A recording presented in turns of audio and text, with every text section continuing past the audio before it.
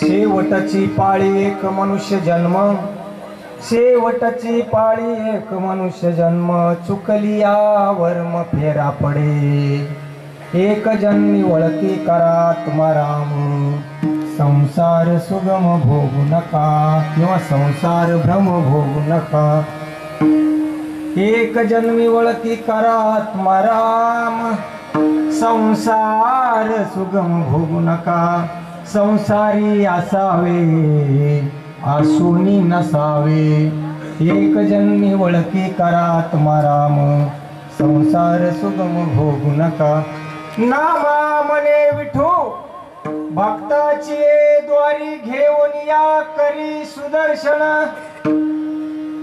एक जन्मी वळती करा तुम्हा राम, संसार सुगम भोगू नका, Vitthal Vitthal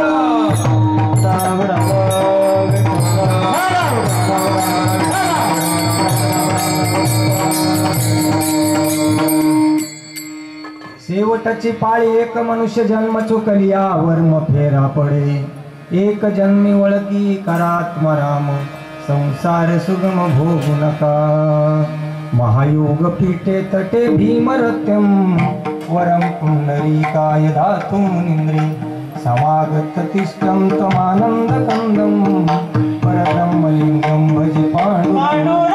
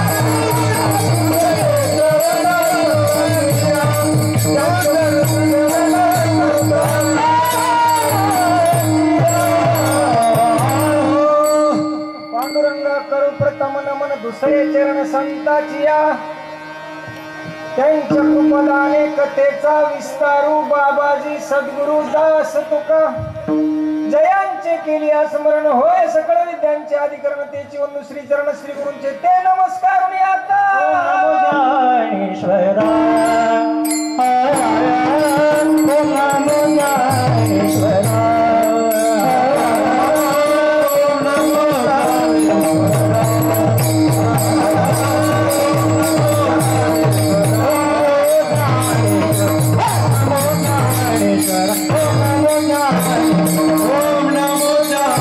Om Namo Narayana, Om Namo Narayana.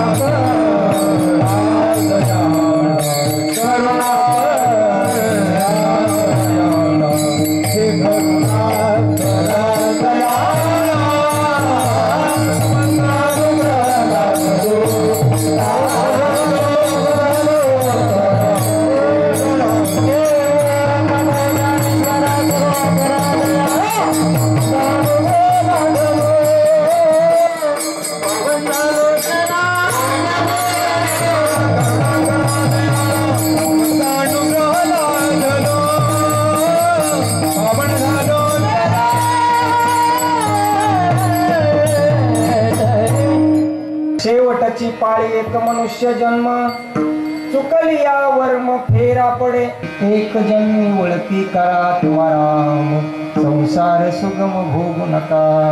आज या ठिकाणी 12 वर्षापासून चालत आलेला अखंड हरिनाम सप्ताह. किती वर्ष झाले? काय झाले गावात? 12 वर्षातला हा तिसरा दिवस आहे. 11 वर्ष. हा 11 वर्षाने 12 वर्षातला तिसरा दिवस आहे. जेव्हा काला घंटा 12 वर्ष झाले. या मंडळांनी हा निवेदित कार्यक्रम म्हणजे इथं मोठे मोठे माणसं येऊन कीर्तन करून गेले बरं का महाराज. 12 वर्ष झालं म्हणजे आमच्या इंगळे बाबा इथं येऊन कालेचं कीर्तन करून जायचे. माझ्याकडे असायचे मग तुम्हाला इथं आल्यावर हा भव्य मला याचीच गरज होती. तुम्ही आणून दिलं तरी धन्यवाद. विठ्ठल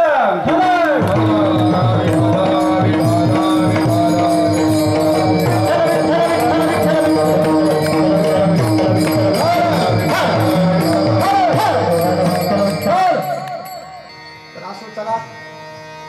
12 वर्ष नामस्मरण या यज्ञामध्ये या यज्ञ मंडपामध्ये होतंय आणि या पुढे चालत राहणार आहे. आताशी एक तप पूर्ण होणार आहे. झाडं म्हणता येत नाही. झाडं भरल्याशी लग्नाची पूर्णावृत्ती होत नाही. बरोबर ना? झालंय त्याला कळलं, ज्याचं झालं नाही त्याला काय करणार.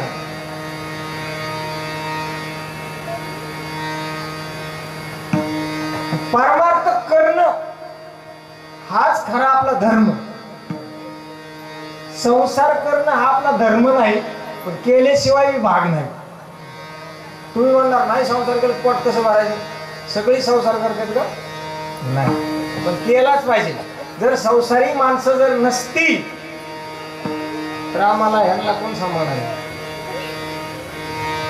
त्या सृष्टीवर 3 लोक आहेत. त्यात धन्य कोण आहे? एक ग्रस्त आश्रम, एक संन्यास आश्रम, अजून कुठलं एक कोण जर आहे ना हा त्याच्यामध्ये धन्य कोण आहे? धन्य ते संसारी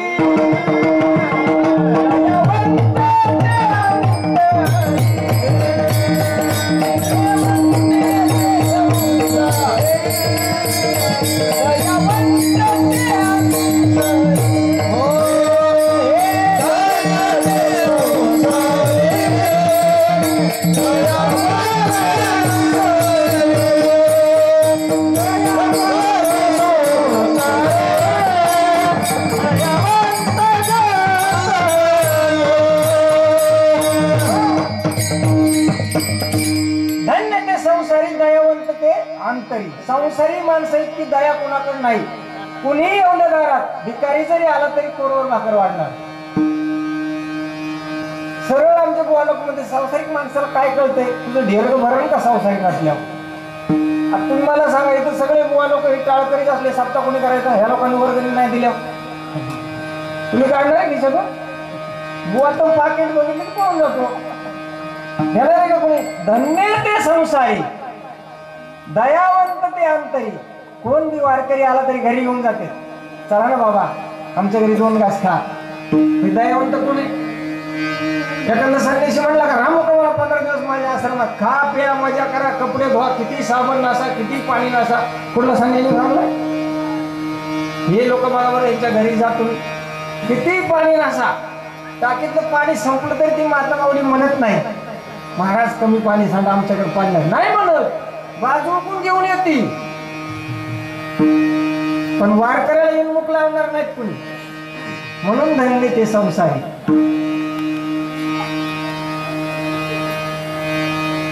आपल्याला हा नरदेह शेवट मिळालाय. तुम्ही म्हणणार आता मिळालाय, आता मजा बिजा करून घ्यायची, परत भेटत आपल्या बापाची पेंढी. 84 लक्ष येऊनी. किती? 84 लक्ष. नुसतं 84 नाही. बघा नामदेवराजा मग भक्ती नाजीने जळो लाजिरवाने संसार भोगणे दुःख रूप. एवढा मोठा अभंग 5-6 चरणाचा त्याच्यामध्ये आपण कुठं आपण नुसतं म्हणतो आम्ही 84 लक्ष येऊन फिरून आलो. अरे आलो पण कोणच्या याच्यात फिरला? मुंबईला गेला, काय काय बघितलं? भमादेवी बघितली, परमादेवी बघितली, चौपाटी बघितली. नाव सांग ना, कुठं कुठं गेला? नामदेवरायांनी नाव सांगितलं. हो, नामदेवराय म्हणले 20 लक्ष येऊनी वृक्षामध्ये घ्यावी. तुम्ही मोजा बरं का, मी काय शाळा बिळा शिकलेलो नाही, मला गणित अजिबात येत नाही. शाळात आमच्या वडिलांनी शाळेत घातलं, 4 ते 8 वर्ष होतो. गुरुजीचं प्रेमच आपल्या थोडं. काय तर दरवर्षी पास व्हायचं म्हणलं, पुस्तकं कुठून आणता? गरीबी मुलकाची विठ्ठल.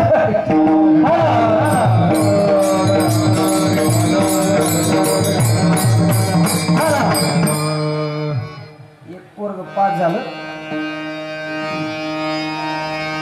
अरे 40 पाळलं पेढ वाटेल. एक पोराचा बाप वाट बघत बसला की सगळ्याची पोरं आली, आपलं पोरग काय आहे ना? ती पोरग पण पेढे घेऊन आलं ना, पळत आलं पेढे घेऊन. पहिला बापाला दिला. बाप म्हणला काय झालं ती सांगते काय? बाबा म्हणला तुम्ही टेन्शनच घेऊ नका, तुम्ही माझ्यासमोर रोज कामाला जाताय, सावकाराकडून कर्ज काढताय, कसे बसे मला कपडे घेताय, हाफ चड्डी घेताय, बूट घेताय, शाळेचे कपडे घेताय, ते मला देखवत नाही. मला फार आनंद झाला. ते पण झालं काय? म्हणला बाबा ह्या वर्षी तुम्हाला पुस्तक आणायची गरजच नाही. का नको झालं? विठ्ठल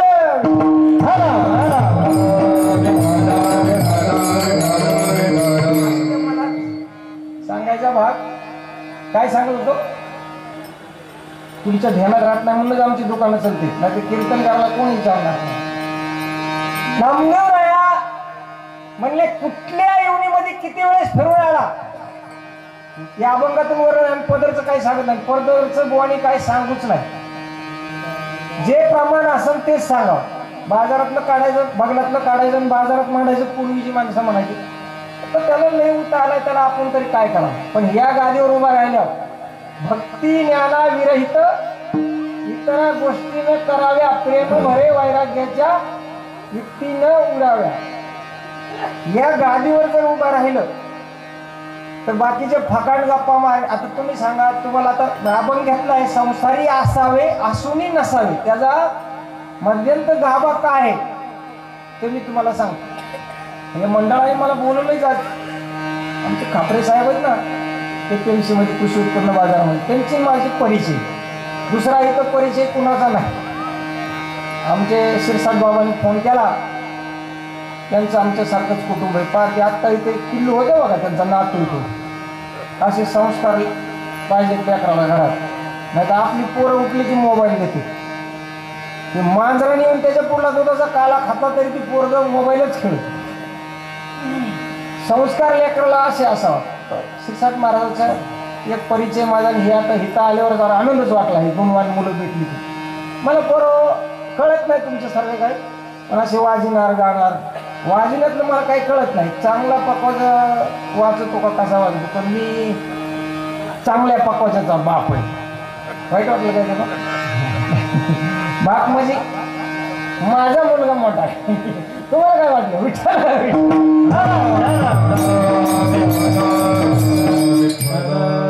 तुमच्यासारखाच माऊली आमचा जगदाळ गुरुजीकडे, ज्ञानेश्वर कोहली म्हणून. मला काय कळत नाही, मी अडाणी माणूस आहे. त्यातलं खाली गेलं काय, वर गेलं काय, यायचं. तुम्ही कुठे? हा, तुम्ही ओळखत असताना. तर ठाकरे महाराजांनी मला एक वेळेस फोन केला, म्हणले महाराज आमच्या खारघरमध्ये एक कार्यक्रम तुम्ही घ्या. म्हणलं घेऊ. ती म्हणले पैसे किती घेणार? म्हणलं 1 लाख रुपये. 2 मिनिटं तर बोललेच नाही बुवा. म्हणलं महाराज पेरणीमध्ये बैल जर मोडला तर आपल्या गुरात असताना शेजाऱ्याला कसा मागायचा? बरोबर आहे ना? 40-5 सवासणी असताना तिकडे कशाला बोलायचं? आता तुम्ही म्हणले ते म्हणले परत म्हणू नका. आजपर्यंत 25 ते 30 वर्ष झालं महाराज, ह्यांना माहिती बऱ्याच वेळेस माझ्या कार्यक्रमाला असते. जे कोणी विचारेल ना याकडे जायचंच नाही. तुला बाबा देता आले तर दे, नाही तर देऊ नको. फक्त तुम्ही सत्कार्य करताय ना, त्याच्यामध्ये आमचा बी काय वाटा असेल. हेच की पैसे वाटायचे कुणाला? ह्या मुलांना वाटा ना, याची बोट फुटली हो बघा. ह्या पोराने चिकटपट्या लावल्या. सोपी गोष्ट नाही. जनावर मुख ती नियलेलं जनावर कसं असतं, आपण म्हणतो मुख जनावर मिळालेलं, त्याचं कातड नुसतं कातड नाही, वाळलेलं. ते कातड वाळून त्याला निरपून लावलेलं, ती बोलायला लावायचं म्हणजे एवढी सोपी गोष्ट आहे. हा, हे लेखरांनी 12-12, 15-15 वर्षे अभ्यास केला तरी आमचा एक कीर्तनकार म्हणतो लवकर म्हण पुरकून गेले. ती याला का तू येणार 2 तासात जाणार, ती 12 दिवस हिथंच तार पडायची. त्यांचं काय सगळं दाखवते ना समाज. प्रत्येक माणूस म्हणतो मी मोठा, नका ना असं करू. आता हे चांगले म्हातारे माणूस पेटीवर आहे इथं. काय काय तुम्हाला सांगतो, सत्य म्हाताऱ्यांनी बंद पाडे. शपथ कुणी असलं तर म्हाताऱ्यांनी बंद पाडे. पोरग म्हणायला गप तुला नाही येत, आणि ह्याला बी नाही येत. पोरग ह्याला बी नाही. म्हाताऱ्या माणसाने बसणं बंद पाडे, सप्त बंद पाडे गावात. सप्त नाही हो, काय काय गावात. आता बघा इथली किती लोक आहेत का टाळ कमी खारघर मधली कुणीच नाही ना. मग काही असे दुर्दैव झाले, हे केलं कुणी दुर्दैवावर का नको. आता ते दात आपलं होट आपलं परवडा ना सप्त करायला आम्हाला मुंबईतल्या माणसाला. महाराज पाण्याची बाटली बसून विकत आणावं लागतंय, आणि सहकार्य करेनात तुम्ही लोक. जाऊ द्या, उद्यापासून तुम्हाला चांगलं ज्ञान सांगणारी माणसं, अध्यात्म सांगणारी भेटतील, पण हे सांगणार नाही कुणी. सप्ताह करणं एवढी सोपी गोष्ट नाही. सप्ताह करणं म्हणजे पाहुणे आल्यावर कपाटातली साडी काढून वाट लावायची नाही. 150 रुपयाची साडी सांगायची 700ची होती. हे नाही लय अवघड आहे. 150 रुपये कोण वर्गणी देत नाही. एक बुवा म्हणतो 20,000 रुपये द्या. कुठून द्यायचे? आणायचे कुठून? शहरातल्या माणसाने. ज्याने कष्ट केले ना, आता या पाहुणचं कष्ट आहे. मोठं पुस्तक वाजली, गळत पुस्तक गातेत. त्यांच्या कष्टाची जाण सगळ्या कष्टी ठेवा. मला दुसरं काय म्हणायचं नाही.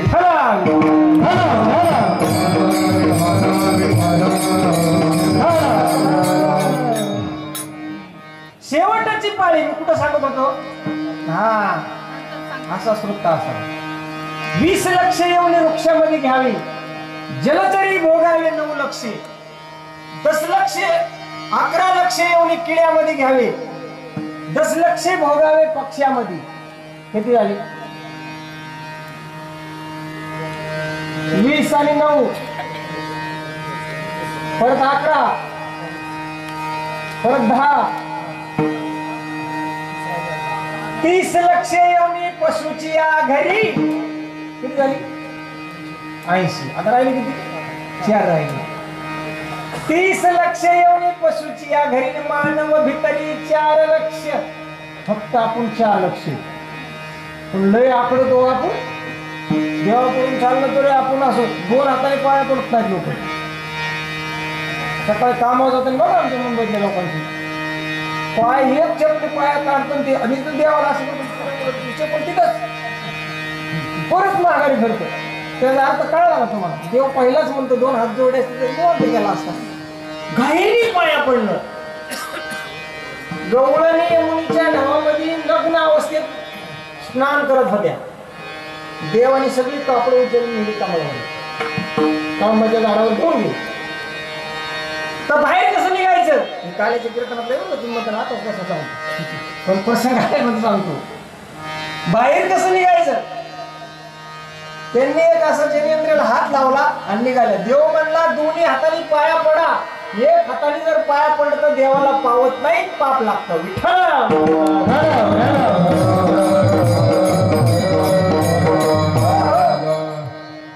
असा 84 लक्ष येऊनी फिरून फिरून आपल्याला देव मिळालाय. मग आपण काय केलं पाहिजे? संसार जरूर का संसार सोडा कोणीच नाही सांगितलं. सांगितलं की कोणी? कुठं वाचलं तुम्ही? हा, उलटी ते काय म्हणले? नका ते झुरांडा पोरे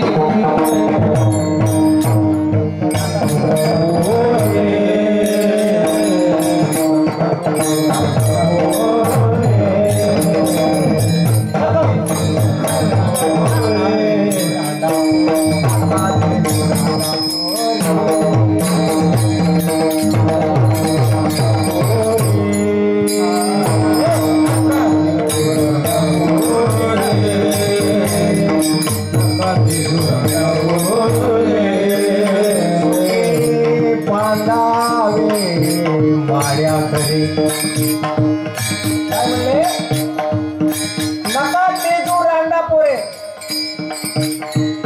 सुके बांधा माळ्या घरे बायका पोरं सोडू नका सुखाने संसार करा घर बांधा माळ्या बांधा माझ्या पोराचं नाही सांगत माझ्या आपण नाही